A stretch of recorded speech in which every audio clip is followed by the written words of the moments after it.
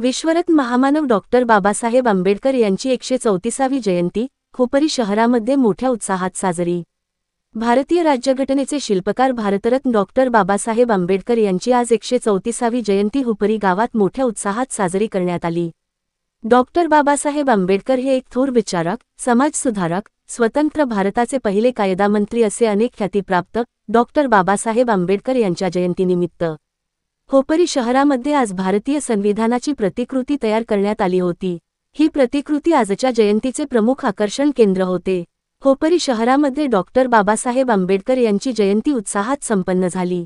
या जयंतीच्या निमित्ताने हातकणंगले तालुका आमदार माननीय अशोकराव माने, माजी आमदार सुजित मिळचेकर, मनसे तालुका अध्यक्ष दौलतराव पाटील तसेच खोपरी शहरातील मान्यवर व बौद्ध अनुयायी यांनी विनम्र अभिवादन केले।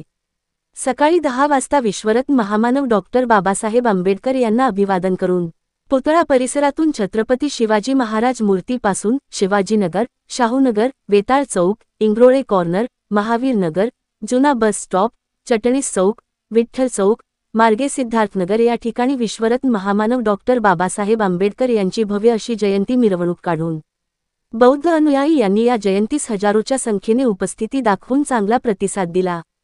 याच शहरामध्ये विश्वरत्न महामानव डॉक्टर बाबासाहेब आंबेडकर यांच्या अस्थीचे जतन करण्यात आलेले असून या ठिकाणी भव्य असे स्मारक उभा करण्यात आले आहे। या अस्थीचे दर्शन घेण्यासाठी नागरिकांनी प्रचंड अशी गर्दी केली होती।